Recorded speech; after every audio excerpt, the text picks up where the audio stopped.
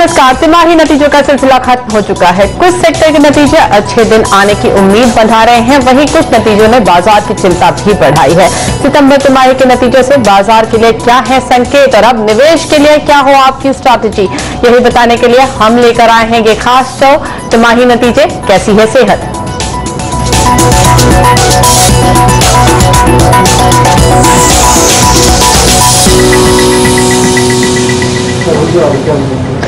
हमारे साथ शामिल हो रहे हैं एंजल ब्रोकिंग के मयूरेश जोशी और आगे जुड़ेंगे इंडिया निवेश सिक्योरिटीज के Daljit Singh Kohli.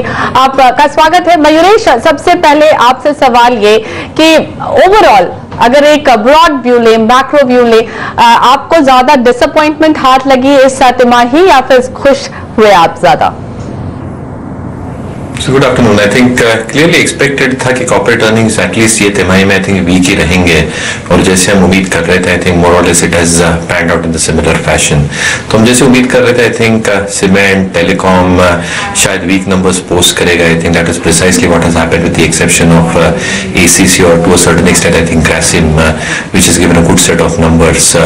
But private bank, healthcare की stable numbers expected थे. हालांकि अगर हम ब्लिप देखें एक्सिस बैंक में जिसकी ARC सेल्स हुई थी, I think if you leave some blips or some hiccups aside, मुझे लगता है I think जो एक टॉप लाइन में डीग्रोथ की उम्मीद थी I think that has more or less played out in the fashion that we expected. जो ग्रॉस मार्जिन सिलेक्टिव इंडस्ट्रीज है, जनरल ग्रॉस मार्जिन एक्सपेंशन की हम जो बात कर रहे थे because of fall in crude and commodity led prices, I think that has played meaningfully. और जो प्रॉफिटेबिलिटी ग्रोथ आई थी that was more to do with the input cost correction. However, I think on a more holistic and a more absolute basis I think numbers did disappoint, but it was more and less in what the street and what we had penciled in. Okay, हमारे साथ India निवेश securities के दलजीत सिंह कोहली भी हैं। दलजीत, आपका भी स्वागत है। आपसे भी व्यू लेना चाहूंगी। ओवरऑल अगर आप देखें तो आपको ज्यादा डिसअपॉइंटमेंट हाथ लगा या फिर खुशी ज्यादा मिली इस तिमाही के नतीजों से, या फिर मोर और लेस जैसे कि मयूरेश कह रहे हैं इन लाइन विद एक्सपेक्टेशंस थे? Good afternoon Mugdha. हम लोग कुछ करीब 100 कंपनियों को कवर करते हैं और उसमें जो हमारा प्री रिजल्ट एस्टिमेट था वहाँ पर हमने सेल्स में कुछ उम्मीद की थी कि करीब 6% के आसपास की ग्रोथ आनी चाहिए और एबिडा में 8% की और पैट के लेवल पे कुछ 4% की। तो जो एक्चुअल रिजल्ट्स आए ये सब 1900 कंपनियों के वो लगभग उसी रेंज में आए हैं। 7% growth in sales and 7% in EBITDA and थोड़ा पैट में मायूसी हुई है, 4% के बजाय 3% आया है। तो इसका मतलब ये है कि अगर हम ब्रॉड सेंस में कहें तो वो इन लाइन विद एक्सपेक्टेशन हुआ। बट अगर आपकी एक्सपेक्टेशन ऑलरेडी काफ़ी कम हो तो फिर वो ऑटोमेटिकली इन लाइन बनी जाएगा ना। तो इसलिए ये कोई सोलेस का फैक्टर नहीं है कि इन लाइन विद एक्सपेक्टेशन है। फैक्टर इंपॉर्टेंट ये है कि ग्रोथ बहुत म्यूटेड है, केवल 6% टॉप लाइन पे ग्रोथ है और बॉटम लाइन पे ग्रोथ केवल 3% है। So which is a thing to worry about because आगे का फ्यूचर इस पर डिपेंड करें। दलजीत, आपसे ये सवाल पूछना चाहूंगी क्योंकि आपने स्पेसिफिकली बोला कि बॉटम लाइन की ग्रोथ पे आपको डिसअपॉइंटमेंट मिली। तो अगर हम मार्जिन की बात करें, जिससे अगर top line in line expectation है और मार्जिन उम्मीद थी कि रॉ मटेरियल प्राइसेस कम है, चाहे वो कच्चा तेल हो या फिर मेटल्स, तो फिर तो बॉटम लाइन में बेहतरी देखने को मिलनी चाहिए, तो ऐसा क्यों नहीं हुआ? That is a very important question और यही एक एनोमली है क्योंकि अगर आप देखें तो हमारा क्रूड का प्राइस जो $100 टर्म्स में अगर $140 से घट के $40 आ गया, लेकिन रॉ मटेरियल एक्सपेंस में कंपनियों के उतना बड़ा बेनिफिट नहीं मिला।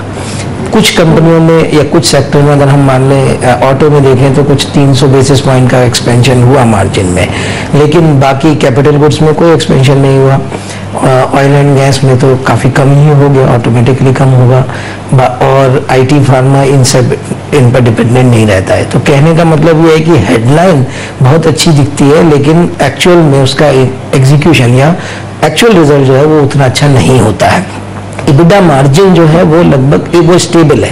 अब क्यों बॉटम लाइन फिर भी नहीं बढ़ रही है, इसके लिए दो कारण ये कि एक तो आपका इंटरेस्ट एक्सपेंस जो बचना चाहिए था वो उतना नहीं बचा, 75 बेसिस पॉइंट कट हुआ है लेकिन वो उसका बेनिफिट अगले बार मिलेगा, इस बार नहीं मिलेगा।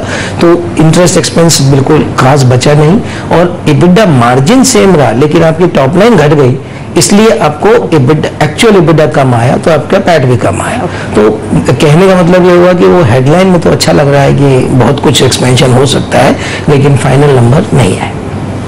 ओके मयूरेश, एक सवाल है, आई नो कि ये बहुत ही जेनेरिक सेक्टर सेगमेंटेशन कर रही हूं मैं, लेकिन लार्ज कैप्स या फिर मिड कैप्स दोनों में आपको ज्यादा बेहतर परफॉर्मेंस कहां देखने को मिली? एंड अगेन ऑब्वियसली सारे सेक्टर्स पे डिपेंड करता है बहुत कुछ, लेकिन फिर भी अगर एक लार्ज कैप और मिड कैप को अलग करके देखें तो कहां आपको बेहतर परफॉर्मेंस देखने को मिली? So clearly, I think if I go sector-wise, Mutajan, very quickly on that one, I think auto क्षेत्र से I think मारुति ने बहुत अच्छे नंबर्स पेश किए, और जैसे हमारी उम्मीद है earnings growth of more than 39-40% compounded basis पे, I think we're pretty sure that Maruti will be able to execute that. Ashok Leyland similarly in the auto accelerator space mid cap universe में I think decent set of numbers, और हमारे ख्याल से I think the MHCV volume growth should be substantial and Ashok Leyland should be a key beneficiary from that. Cement क्षेत्र में जैसे मैं बात कर रहा था, I think एक क्लियर डिसअपॉइंटमेंट थी अगर आप absolute numbers देखें for the entire sector. However, I think what has surprised us probably would have been ACC and Grasim. I think जहाँ पे एक margin expansion देखा था आपने, एक जो volume uptick because of expansion of certain units, specifically ACC के लिए जो जामुल में expansion हुआ है 2.5 MTPA का, I think that immensely benefited. Ultratech did disappoint in terms of both volumes and how realizations panned out. But clearly, I think within the mid cap universe, I think ज़्यादातर I think there was disappointment coming through. But I think JK Cement is something that we still continue to prefer based on volume and price discovery. Pharma, I think जैसे मैंने कहा, healthcare generally, I think more or less in line with estimates थे, and I think disappointments did come in from Sun Pharma, Lupin, Cipla, but again I think they've got a very strong NDA pipeline. तो मुझे लगता है I think Sun Pharma current valuations पे काफी attractive लग रहा है, specifically with the 2-year time horizon, because FY16 is more or less a watershed year. Mid cap में I think काफी I think कंपनियों ने अच्छे नतीजे पोस्ट किए हेल्थ केयर में से, but what we really found interesting in terms of a bottom up approach was Ipca Labs, जहाँ पे numbers in line थे, but I think there is every chance of normalization of ROEs. Banking क्षेत्र की बात करूँ तो I think private banks stood out for us. A few public sector banks did deliver good numbers, specifically in case of asset quality. But again, I think on the public side, I think State Bank is something that we probably like in terms of their balance sheet size, capital adequacy, CASA ratio. IT क्षेत्र again I think had a decent performance. Infosys ने बहुत अच्छे नतीजे पेश किए. TCS did disappoint in terms of their dollar revenue growth. But clearly, I think जो headwinds IT company face करेंगी, they might underperform for the next 2 quarters. But FY17 में top tier companies is something that we still continue to prefer. Telecom एक massive underperformance था, unexpected था, because of voice ARPUs actually getting normalized. And again, I think जो data revenue की हम growth की बात कर रहे हैं, I think that is not coming in leaps and bounds as one really expects. So I think in a nutshell, there were sectors which underperformed, and within those sectors, I think कुछ stocks ने अच्छा किया है प्रदर्शन, and some stocks within that same sector have disappointed. Okay Daljeet, आपका भी sectoral view लेना चाहूंगी, कौन से ऐसे सेक्टर्स थे जो आपको ब्राइट स्पॉट्स दिखाई दिए?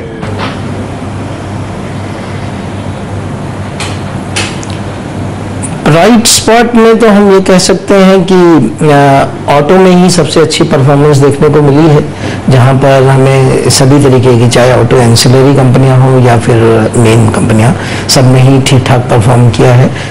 उसमें कुछ आउटस्टैंडिंग परफॉर्मर लाइक मारुति रहा। हमारा एक स्टॉक है फोर्स मोटर, जो वो काफ़ी अच्छा परफॉर्म किया, both in top line as well as in bottom line, 70-75% के करीब की ग्रोथ दी है।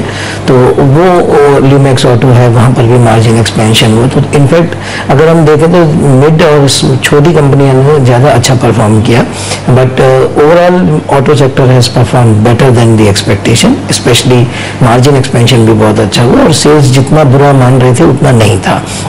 एक पावर सेक्टर में काफ़ी पॉजिटिवली सरप्राइज किया, मेनली बिकॉज एक तो उनका कैपेसिटी एडिशन हुआ तो टॉप लाइन काफ़ी अच्छे से बढ़ी, बट और भी ज़्यादा इंपॉर्टेंट ये था कि फ्यूल का जो बेनिफिट उनको मिला उसकी वजह से सबके मार्जिन एक्सपेंशन अच्छे हुए। एक आउटस्टैंडिंग परफॉर्मर रहा आर पावर, हालांकि हमारा उसमें बहुत ज़्यादा व्यू नहीं रहता है क्योंकि ऑफ बाकी अदर रीजंस की वजह से, बट उनका परफॉर्मेंस बहुत अच्छा रहा, और शासन का प्रोजेक्ट आने की वजह से उन्होंने बहुत अच्छे मार्जिन्स भी दिखाए, और टॉप लाइन बॉटम लाइन दोनों बहुत अच्छी थी।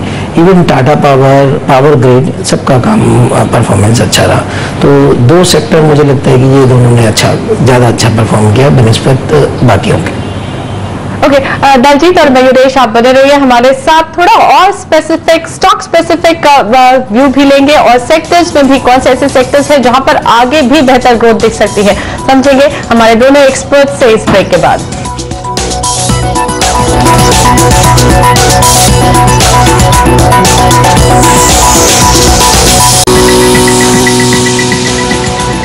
तिमाही नतीजों का सीजन खत्म हो चुका है। अब ये पता करना है कि आखिर सेहत है कैसी। हमारे साथ एंजल ब्रोकिंग के मयूरेश जोशी और इंडियन निवेश सिक्योरिटीज के दलजीत सिंह कोहली जुड़े हुए हैं। दलजीत, आपसे समझना चाहूंगी, एफएमसीजी सेक्टर बड़ा सेक्टर है, इकोनॉमी का एक बड़ा इंडिकेटर भी है। आपका क्या व्यू रहा, किस तरह के नतीजे आपको देखने को मिले एफएमसीजी से? नतीजे बहुत ज़्यादा एनकरेजिंग नहीं थे एफएमसीजी सेक्टर के। जैसा अनुमान था कि अर्बन एरिया से तो इनको ठीक ठाक बेनिफिट मिलेगा, लेकिन रूरल में जो है काफ़ी प्रॉब्लम आ सकती है।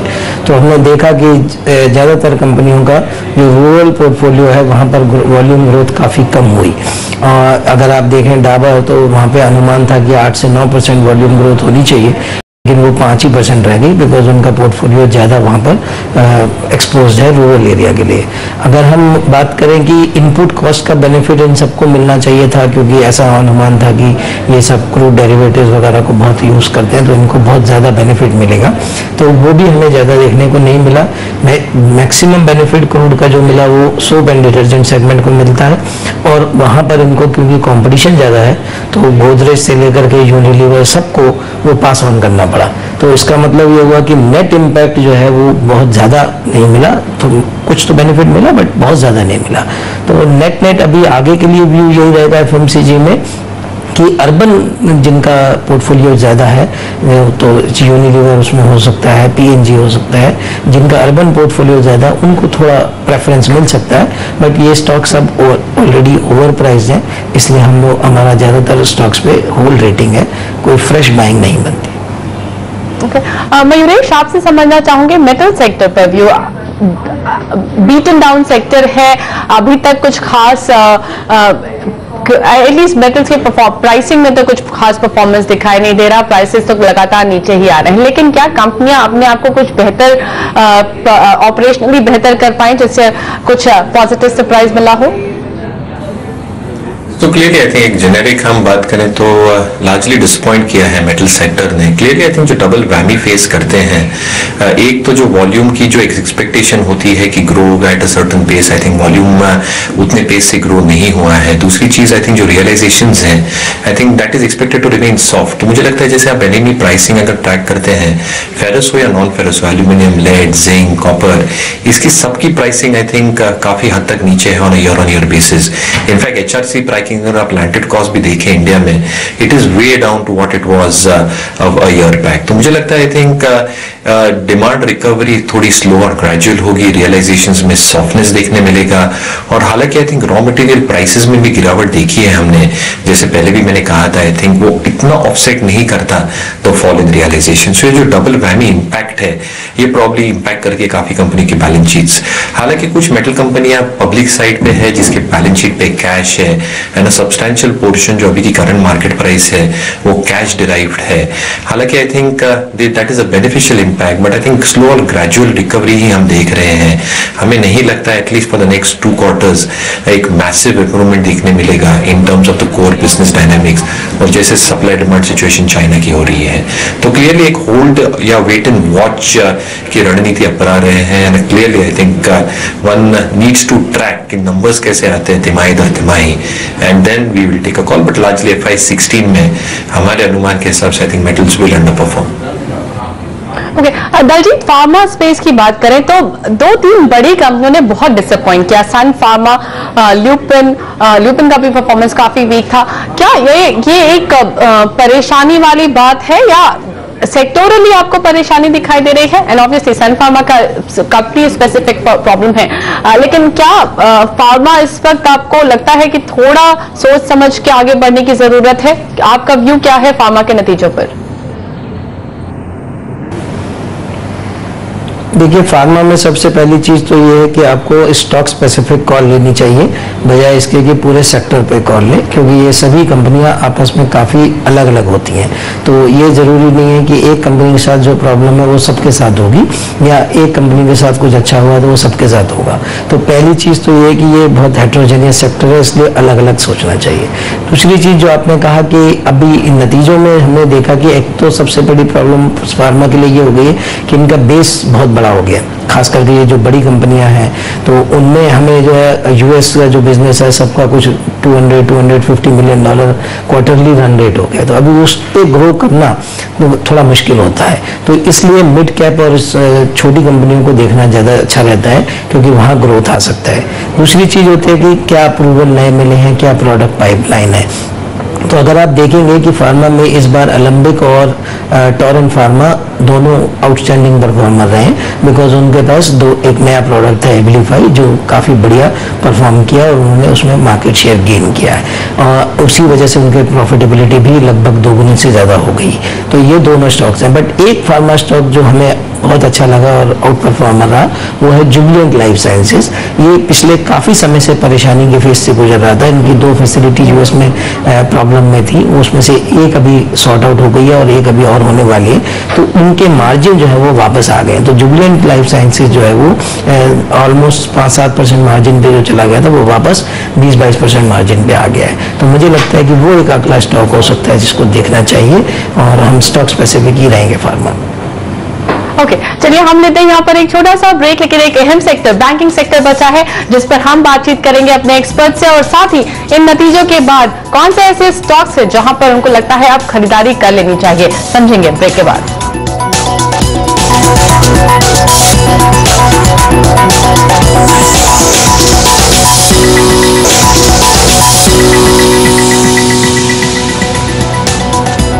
आप देख रहे हैं तीसरी तिमाही पर हमारी खास पेशकश कैसी है सेहत। एंजल ब्रोकिंग के मयूरेश जोशी और इंडियन निवेश सिक्योरिटीज के दलजीत सिंह कोहली जुड़े हुए हैं हमारे साथ। मयूरेश, बैंकिंग सेक्टर अगर हम देखें तो बहुत दिनों से एनपीएस की जो चिंता है वो बनी हुई है, लेकिन इस बार एक चीज जरूर सामने आई कि वो पीएसयू बैंक्स के जो बड़े बैंक्स हैं उनमें एनपीएस बढ़े नहीं, कहीं कहीं तो कम भी हुए।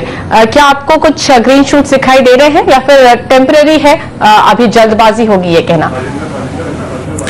नहीं, क्लियरली बताइए। आई थिंक अगर आप देखें जो एक्सपोजर है काफी बैंक्स का स्पेसिफिकली पीएसयू साइड पे in sectors like metals, infra, real estate, जो कमोडिटी प्लेज हैं, शुगर, आई थिंक वहां पर अभी भी दिक्कतें बनी हुई हैं। आरबीआई ने आई थिंक हालांकि जो रेट कट किया है आई थिंक पूरा ट्रांसमिशन हुआ नहीं है, and the banks probably are trying to protect their spreads. दूसरी बात, आई थिंक जो कोर एसेट क्वालिटी की हम बात करते हैं, स्टेबल नंबर्स एक्चुअली आ चुके हैं काफी बैंकों के। In fact couple of mid cap PSU banks ने तो अच्छे नतीजे पोस्ट किए थे। In fact there has been an improvement अगर हम देखें on a quarter basis in terms of asset quality. However, I think on a larger scale, I think अभी भी पेन इकोनॉमी में बरकरार है, जिसकी वजह से I think जो asset quality के pressures हैं, they more or less remain stable on at elevated levels for most companies related or exposed to these sectors. तो मुझे लगता है I think even on the private side, जो चुनिंदा bank है जैसे एक्सिस बैंक है, जैसे येस बैंक है, जहाँ पे कॉर्पोरेट एसएमई, मेटल्स, इंफ्रा का एक्सपोजर है, वहाँ पे थोड़े आपने दिक्कतें देखी थी, थोड़े ARC सेल्स हुए थे, specifically in the case of Axis Bank. जो रिफाइनेंसिंग स्कीम्स है under 525, I think they are still getting used. तो मुझे लगता है I think they are not out of the woods totally. I think अभी भी दिक्कतें हैं, बट स्टॉक स्पेसिफिक अगर आप रहे हैं तो private is something that we still prefer. Okay, Daljeet, नतीजों के बाद अब आपको कहाँ लगता है अच्छा परफॉर्मेंस है, आगे की भी उम्मीद बेहतर है, खरीदारी करनी चाहिए?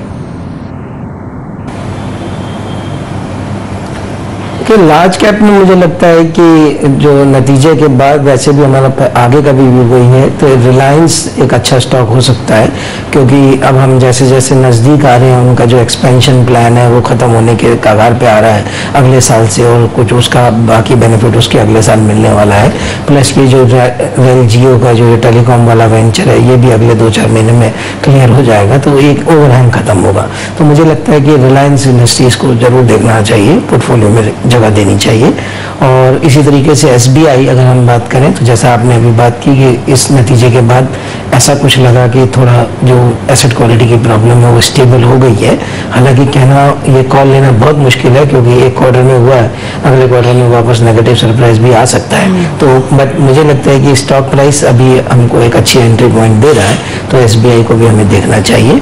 इन्फोसिस पे हमारा अगेन जो है वो वहाँ पे बाई कॉल है, क्योंकि हमें लगता है कि वो जिस तरीके के पिछले 2 क्वार्टर गए हैं, हालांकि आज उन्होंने कुछ गाइडेंस कम किए, बट उस गाइडेंस से हमने अपनी नंबर्स को कम नहीं किया है, क्योंकि हमारा मानना है कि उसमें कुछ नया नहीं है। तो ऐसा लगता है कि जो कंपनी का लॉन्ग टर्म विजन है 2020 वाला वो सही ट्रैक पर है, इसलिए इन्फोसिस में भी बाय का। ओके, और मयूरेश क्विकली आपके भी कॉल कौन से स्टॉक्स इस वक्त आपको पसंद आ रहे हैं? मुद्दा जी जो बैंकिंग क्षेत्र से पसंद आ रहा है वो आईसीआईसीआई बैंक, जैसे इन्होंने अभी लाइफ इंश्योरेंस वाला जो इनका वेंचर है मोनेटाइजेशन की देख रहे हैं। Apart from that I think core performance काफी बेहतर था आईसीआईसीआई बैंक का। थोड़ी दिक्कत आई थिंक लास्ट क्वार्टर में आई थी एसेट क्वालिटी को लेकर, लेकिन आई थिंक एसेट क्वालिटी मोर और लेस स्टेबल होने की ही उम्मीद है। प्रोविजनिंग शायद बढ़ेंगे with the kind of amount that receive in stake sale. 4050 के आसपास ब्रांचेस हैं जो ऑपरेटिंग लेवरेज देता है। So if you adjust for value of subsidy जो लगभग 50-55 रुपए के आसपास होनी चाहिए, it trades at price to book around 1.7 1.8 जो काफी अट्रैक्टिव है। दूसरा आई थिंक ऑटो स्पेस में से जो मिड कैप पसंद आ रहा है वो अशोक लीलैंड। अच्छे नंबर्स पोस्ट किए थे, हमें लगता है I think volume growth specifically MHCV segment में 15 से 18% के बीच में होनी चाहिए। अगेन आई थिंक जो इनका एक्सपोर्ट्स कंपोनेंट है Ashok Leyland is clearly trying to improve that, 15% से 33% पे लेके जाने की उम्मीद है।